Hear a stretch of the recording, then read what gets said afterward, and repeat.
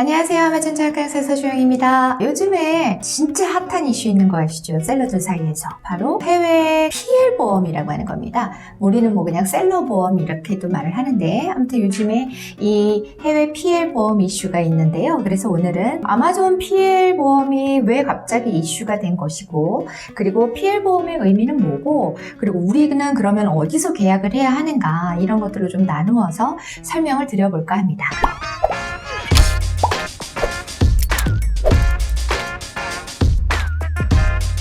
지난 8월 10일이었어요. 아마존이 제가 잠시 보여드릴게요. A to Z 개런티 정책을 확대한다라는 공지를 띄웠거든요. 한번 잠깐 보시죠. 자, 여기 보이시는 것처럼 뉴스에 Expanding A to Z Guarantee to Protect Customers and Sellers 해가지고 나왔습니다. 여기에서 보험을 가입을 해라, 이렇게 한 거죠. 원래 이 아마존은요, A to Z 개런티 정책의 일환으로 아마존에서 3개월 연속 매출 $10,000에 도달을 하면은 상품 책임 보험에 가입을 하고, 그리고 아마존을 추가 피보험자로 지명을 해야 한다라고 하는 정책이 있었습니다. 근데 사람들이 이제 그걸 몰랐던 거죠. 왜냐, 이 정책은 사실 여러분들 잘 모르시겠지만 처음 회원에 가입을 하시잖아요. 아마존의 셀러로 회원 가입을 하시고 계정을 생성하는 순간 자동으로 동의하는 것으로 간주가 되는 아마존 비즈니스 솔루션 어그리먼트라고 하는 약정서가 있어요. 그 약정서에 부항보험, 인슈런스 부분에 언급이 이미 되어 있는 거예요. 이 약정서를 저희는 이제 줄여가지고 BSA라고 하거든요. BSA는요, 아마존에서 판매를 하고자 하는 셀러들과 아마존 사이에 체결이 되는 계약이에요. 이 BSA에 대해서 제가 2020년 1월 9일자이기는 한데, 제가 운영을 하고 있는 온라인 커뮤니티 카페가 있죠? 거기에 글을 올리고 원본을 올려놓았었습니다. 제가 한번 실제로 보여드릴게요. 여기 저희 카페에 글로벌 셀링 유니버시티라고 하는 저희 카페에 들어오셔서 BSA라고 검색을 하시면 이렇게 나옵니다. 물론 제가 이 링크도 공유를 해드릴 거고요. 이 글을 꼭 좀 한번 읽어봐 주셨으면 좋겠습니다. 이렇게 읽으시고 난 다음에 여기에 보시면 첨부 파일에 원본, 영어로 되어 있는 40장이 넘는 원본 이 약정서가 있습니다. 관심이 있으신 분들은 이거 꼭 한번 읽어봐 주시면 좋겠어요. 거의 아마존의 모든 정책이 다 담겨 있습니다. 자, 아무튼 한번 확인해 보시라고 말씀을 드리고 이제 원래대로 돌아와서요. 이제 그동안 이 구조, 그 보험 정책을 크게 신경 쓰는 셀러들은 없었던 걸로 저는 기억을 해요. 그래서 저도 이 부분을 그동안에는 이제 신규 셀러들 교육을 하면서 언급을 하지 않았었어요. 그런데 지난 8월 아마존이 발표를 하기를 2021년 9월 1일부터 한 달 동안 매출이 $10,000에 도달을 하면 BSA 계약에 따라서 판매자가 제조물 책임 보험에 가입을 하고 아마존을 추가 피보험자로 지정을 해야 한다라고 업데이트를 하고 그 공지를 8월 10일 날 한 거예요. 그리고 난 다음에 이제 9월 14일 날 아마존이 모든 셀러들에게 이런 메일을 날렸어요. Action required. 딱 이 제목부터 보면은 저희는 아마존 셀러들은 두근두근 하죠? 가슴이 설레어요. 무슨 일이 있나 싶어가지고. 근데 여기 이제 Provide proof of liability insurance coverage라고 해가지고 메일이 왔습니다. 조항이 있으니 이제 이거를 우리가 업데이트를 했다. 그래서 이 업데이트된 거에 의거해서 COI를 아마존에 업데이트를 해라. 그리고 그 계약을 할 때는 이러한 10가지 조항을 반드시 지켜라. 이런 말들이 이렇게 보낸 거예요. 그냥 이메일을 받는 날로부터 이 이메일의 주요 내용이 이메일을 받은 날로부터 30일 이내, 그러니까 9월 14일 날 보냈으니까 이제 10월 13일까지겠죠. 물론 이거는 이제 한국 시간이기는 했지만 10월 13일까지, 그러니까 30일 이내에 보험에 가입을 했다라고 하는 보험 증명서인 COI를 아마존에 업로드하라는 거였어요. 참고로 이 COI는 보험회사에서 발행을 해요. 그리고 거기에는 보장 대상이라던가 보장 금액이라던가 혹은 뭐 제외하거나 공제가 되는 금액이라던가 이런 여러 가지들에 대해서, 그리고 보험 상대방 이름 이런 것들에 대해서 설명을 자세하게 해주는 그런 문서인데 영어로 되어 있어요. 이거는 보험 증권이 아니에요. 이 서류를 보험사에서 발행을 해줄 겁니다. 이거를 이제 아마존의 셀러 센트럴에 업데이트를 해라, 업로드를 해라, 이건 거였어요. 자, 그러니까 이것 때문에 이런 메일을 받아서 이제 셀러들 사이에서 지금 크게 이슈가 되고 있고 바빠지게 된 거죠. 그럼 이제 PL보험에 가입을 해야 된다는 건 알았는데 도대체 PL보험이 뭔지를 아셔야겠죠? 어떤 분들은 뭐 그런 것도 모를까봐 이런 걸 설명하세요 라고 할지도 모르겠지만 혹시라도 모르시는 분들을 위해서 좀 설명을 드릴게요. PL보험이라는 거는요, 제조물 배상 책임보험이라는 거예요. Product Liability Insurance라고 하는데, 그러면 이 보험을 알려면 도대체 제조물 배상 책임이 뭔지를 알아야겠죠. 그래서 먼저 이 PL 제조물 책임이라는 것부터 좀 짚고 넘어가겠습니다. 얘는요, 미국에서 처음 실시된 법이에요. 제조자로부터 이제 소매상을 통해서 이게 판매가 된 상품이 만약에 그 상품에 결함이 있었고 그것으로 인해서 우연이든 아니면 어떠한 상황에서든 사고가 일어났고 그 사고로 인해서 제3자가 혹은 소비자가 신체장애나 재물상에서의 손해를 입었을 경우에 이거를 민사이기는 합니다만 아무튼 법률적인 배상 책임을 부담을 해야 한다라고 해놓은 게 이 법이에요. 자, 이해가 만약에 아직도 어려우시다라고 하면 그냥 우리가 제조사들이 그 자동차 제조사들 정말 많이 하고 있는 게 리콜 제도잖아요. 그 리콜 제도가 여기에 해당이 된다라고 생각하시면 이해가 되실 거고요. 몇 년 전에 발생이 됐던 꽤 오래전이지만 아직까지도 화제가 되고 있는 좀 가슴 아픈 일이기는 한데 가습기 살균제 피해 기억하시지요? 그것도 생각을 해보시면 이해가 되실 것 같습니다. 이런 제조물 책임에 해당하는 결함은요, 쉽게 세 종류예요. 제품에 뭐 이물질 같은 것들이 혼입이 되어 있거나, 그러니까 이물질이 들어갔거나 아니면 용기가 제대로 이렇게 닫혀지지 않아서 혹은 부패가 돼서 이렇게 발생되는 문제 같은 것, 즉 이런 것 같은 제조상의 결함 이 첫 번째고요. 두 번째는 가전제품처럼 전 제품에서 혹은 자동차 같은 거에서 나오는 것처럼 모든 상품에서 동일한 불량이 발생하는 경우, 이런 거를 설계상의 결함이라고 해요. 세 번째는 제품 자체는 아무런 문제가 없어, 안전해. 그런데 그 제품의 뒷면이나 이런 데 주의사항을 넣어야 되잖아요. 올바른 사용 방법 어떻게 하셔라, 주의사항은 뭐다, 이런 경고 문구가 들어가야 되는데 그런 것들이 누락이 됐거나 아니면 아주 조그맣게 해가지고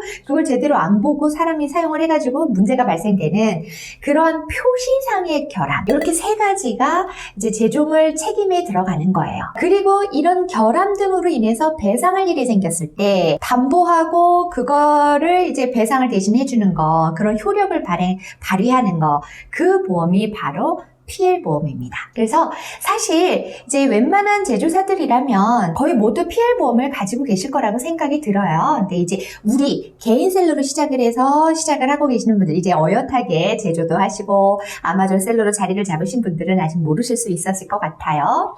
자, 아무튼 아마존은 이런 PL보험을 우리 셀러들에게도 동일하게 요구를 하고 있는 거죠. 여기서 다시 한번 지구상 최고의 고객 중심의 회사가 되겠다고 추구하고 있는 이 아마존의 경영 철학이 보이지 않습니까? 고객을 위해서는 너무나도 좋지만 우리 셀러들은 좀 힘들지요?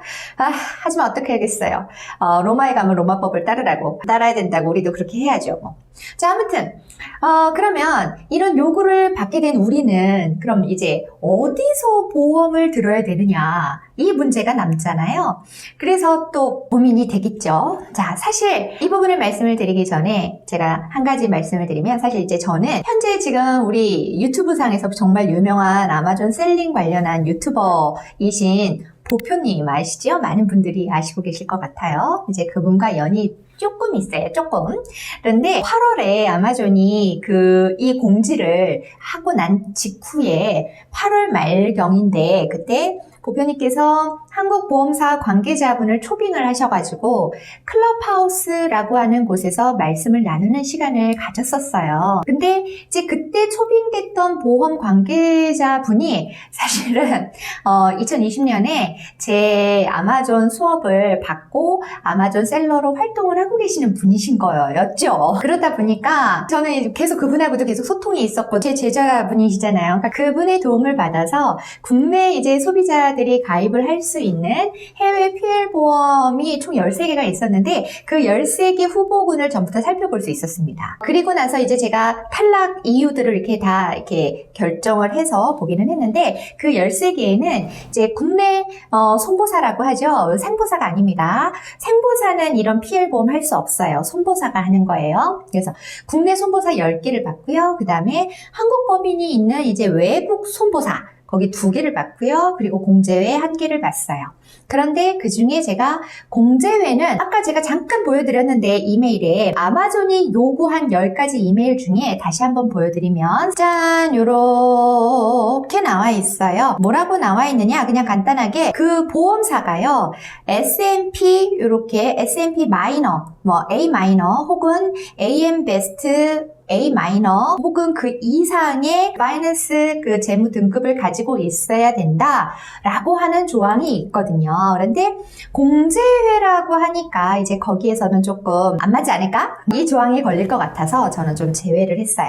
그리고 약간 이제 손보사에도 항상 보면은 어디든지 이제 서열을 좀 나눌 수가 있잖아요. 거기에 이제 빅 컴퍼니가 있고 조금 스몰 컴퍼니가 있는데 손보사 중에서 이제 마이너라고 불릴 수 있을 만한 국내 이제 5개 손보사랑 해외 손보사 한 곳은 이제 아무래도 큰 회사만큼 신뢰도가 있지는 않잖아요. 그래서 그러한 신뢰도 문제로 인해서 그냥 또 제가 소개도 해야 되고 하니까 그래서 이런 곳은 또 신뢰도가 중요한 이 특성상 제외를 했어요. 그러고 나서 보니까 남는 곳이 메이저급이라고 불리는 이제 국내 5개 손보사랑 해외 법인의 외국 손보사 1개가 남더라고요. 그래서 이 6곳 중에 어디를 해야 되나라고 고민을 했는데 제가 계속 이렇게 회사명을 말씀을 안 드리고 이렇게 그냥 회사 어디 국내 손보사, 해외 손보사 이렇게 말씀을 드리는 이유는 2021년 3월에 금융소비자보호법인데 우리가 그냥 줄여가지고 금소법이라고 해요. 이게 달라졌어요. 유튜브라던가 아니면 카페라던가 블로그라던가 이런 데에서 홍보를 할 수가 없게 됐어요. 그러니까 회사명을 말한다거나 뭐 보험 상품을 홍보한다거나 이런 걸 할 수가 없어요. 그래서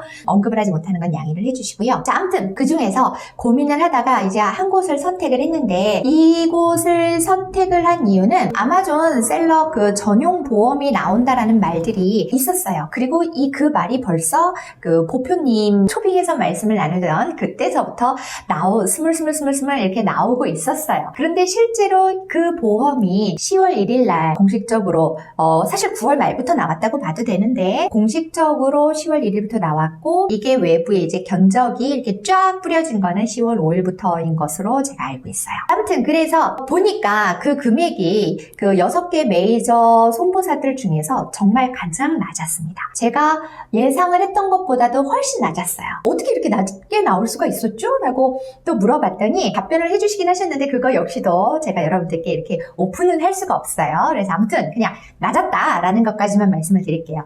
그래서 고민할 것 없이 바로 여기를 선택을 했고요. 더군다나 계약을 담당을 해주신 분이 앞에서 말씀드렸듯이 제 제자분이시잖아요. 그래서 실제 제자분이시면서도 실제 아마존 셀러이시다 보니까 아마존이 보험상에서 요구한 그 10가지 필수 조항에 대해서 너무 완벽하게 인지를 하고 계시는 거예요. 국내 손보사였으면 설명을 했어야 됐을 수도 있는데 그런 설명을 할 필요가 전혀 없었던 거죠. 그냥 서류만 던져주고 해주세요 하고서 끝났어요.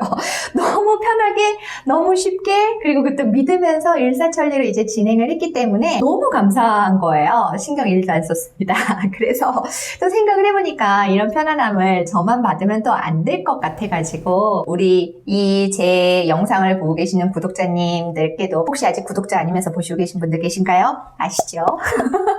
자, 그 구독자님들께도 드려야 되겠다라는 생각이 들어서 계약을 진행을 해주신 저희 그 제자이신 그 대표님께 상담 창구 하나 열어달라고 말씀드렸어요. 여러 가지 사항들이 궁금하신 대표님들께서 그분께 직접 문의를 드리고 궁금증도 풀고 계약도 저렴하게 빨리 진행을 하실 수 있을 것 같아서요. 그래서 제가 영상 아래에 그 대표님께서 오픈하신 카톡 상담방 링크를 공유를 해드릴게요. 월 만불 판매를 하시고 계시는 그런 분들이시라면 꼭 연락하셔서 상담 받아보시고 더 늦지 않게 계약 체결하시기를 되시기를 바라고요. 그리고 이 아마존 조항은 앞으로도 계속 유지가 될 거거든요. 그러니까 지금은 아직은 만불이 아니시더라도 꼭 기억을 해두셨다가 해당이 되실 때에 꼭 진행을 하시면 좋겠습니다. 그 진행하실 그 대표님께서 아마 여러분들께 잘 설명을 해드리고 대응을 해드리실 거예요. 안 그러시면 저한테 말씀하세요.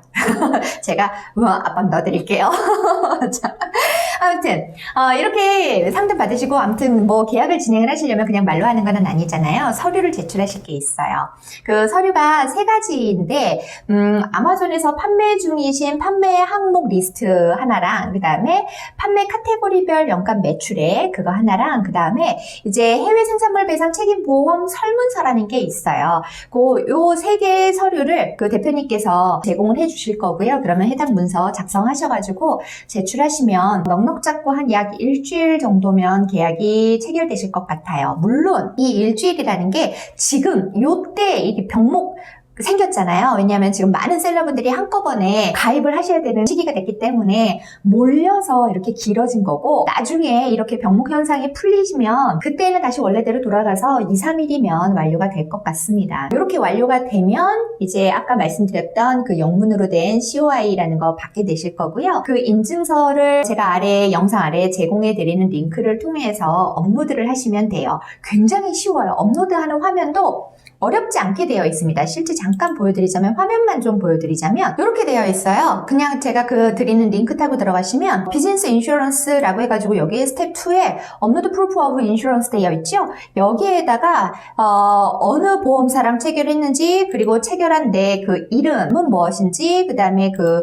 번호 있지요. 번호 입력하시고 그 다음에 해당되는 기간이 있잖아요. 그 보험 계약 기간. 자, 이거 입력하시고 그 다음에 그 받았던 COI 업로드 하시면 그리고 나서 서밋 누르시면 끝이에요. 진짜 쉬워요. 뭐 이거 작성은 전혀 어렵지 않습니다. 다만 주의하셔야 될 거는 must match 꼭 일치시켜 주십시오 라고 되어 있는 게 뭐라고 되어 있냐면 Legal Entity Name on Amazon Account Page 라고 되어 있어요.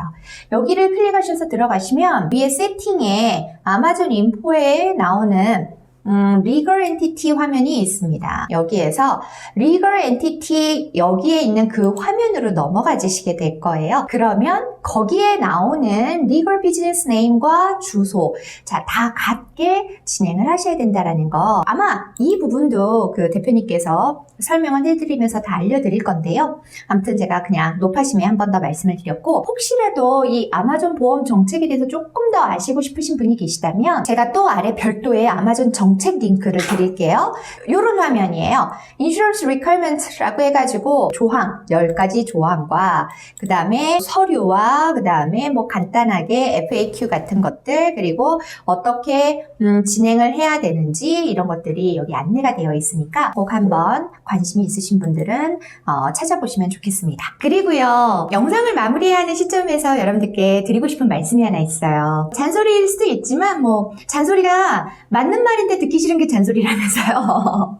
저는 나름 이제부터 말씀드리려고 하는 부분이 중요하고 맞는 말이라고 생각이 돼서요. 좀 말씀을 드리도록 하겠습니다. 어떤 사람은 요즘에 보니까 이 제도는 오로지 로컬 셀러들에게만 해당이 되고 글로벌 셀러들은 해당이 안 된다 이렇게 말을 하는 사람들도 있는 걸 봤고요. 또 어떤 사람들은 특정 기일을 이야기를 하면서 며칠 이내까지 COI를 업로드하지 않으면 계정이 정지가 될 거다라고 이야기하는 사람들도 봤어요. 사실 이 보험은 $10,000의 매출액을 넘어가는 로컬이나 글로벌이나 이거 상관하지 아니하고 $10,000가 넘어가는 매출액을 내는 셀러들이라면 무조건 다 해야 되는 것이기 때문에 모든 셀러들이 다 해당이 되는 겁니다. 제가 앞부분 서두에서도 말씀드렸잖아요. 이 보험 조항이 있다. 보험 조항은 셀러가 되기로 한 순간 약정을 하게 되는 BSA의 조항이기 때문에 로컬 셀러만 해당되는 게 아니에요. 아마존이 그동안에 강조를 했건 안 했건 간에 이건 원래부터 있어왔던 정책이었고요. 이 $10,000라는 임계점을 넘기는 셀러들에게는 필수사항인 거예요. 예전에는 3개월 $10,000였다면 이제는 1개월 $10,000로 업그레이드가 된 것 뿐이고요. 그리고 또 이 업그레이드를 위해서 아마존이 인슈런스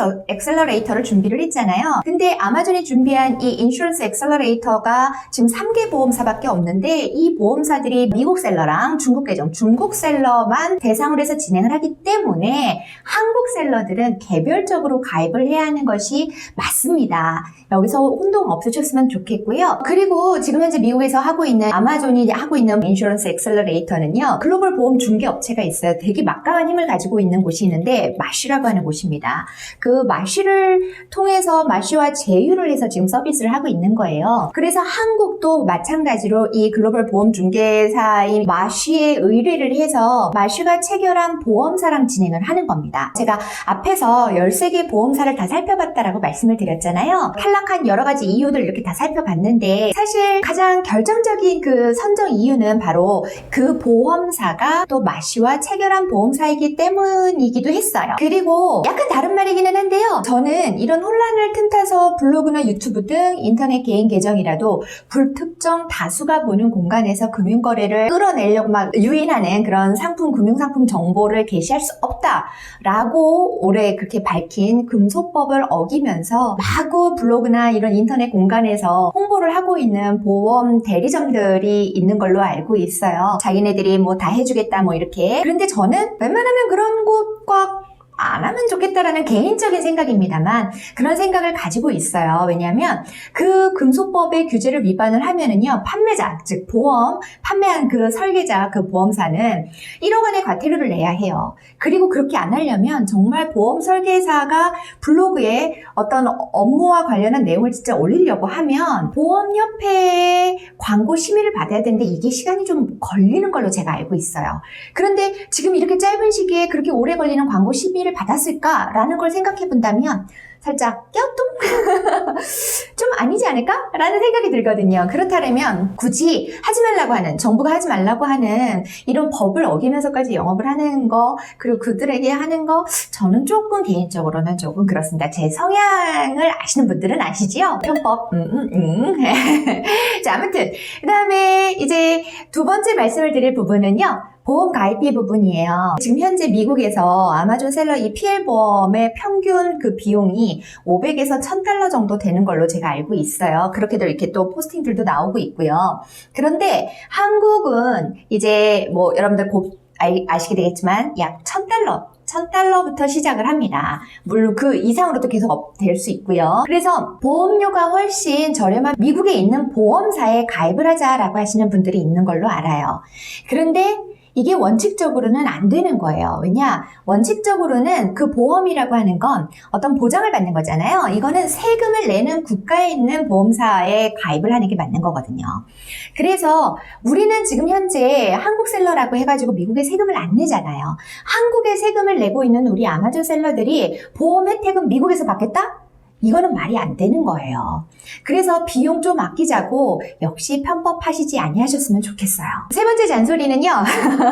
이제 어떤 분들이 가입 공지를 받고 60일 이내에 COI를 제공하지 않으면 대금 지급을 못 받고 뭐 90일 안으로 업로드를 하지 않으면 판매를 못하게 된다라고 이렇게 말씀하시는 분들이 있는데 이 부분에 대해서도 좀 말씀을 드리자면 이거는 그럴 수도 있고 아닐 수도 있어요. Yes or not. 셀러가 체결한 이 아마존 판매 약정서에 섹션 9, 아까 제가 인슈어런스라고 했지요. 그 섹션 9 조항에 따라서 책임 보험을 유지해야 하는 기준액을 충족을 했음에도 불구하고 해당 기간에 그 기간에 넘긴 그 기간에 해당 보험이 없었다라고 아마존이 확인이 되는 경우 아마존은 셀러가 그 특정 카테고리에서 판매하는 것을 제한을 하거나 아니면 셀러가 보험 증빙을 제공할 때까지 계정을 일시 중단을 하는 등의 조치를 취할 수 있다라고 이야기를 하지만 며칠이라고 정확한 그 기준일을 언급하지는 않았거든요. 그러니 너무 극단적으로 이걸 안 했을 때 어떻게 될까? 왜 너무 포커싱을 맞추고 집중하시기보다는 어차피 이거 해야 되는 일이에요. 그럼 해야 되는 일인데 가입하셔서 아마존 비즈니스 성장에 집중을 하시는 게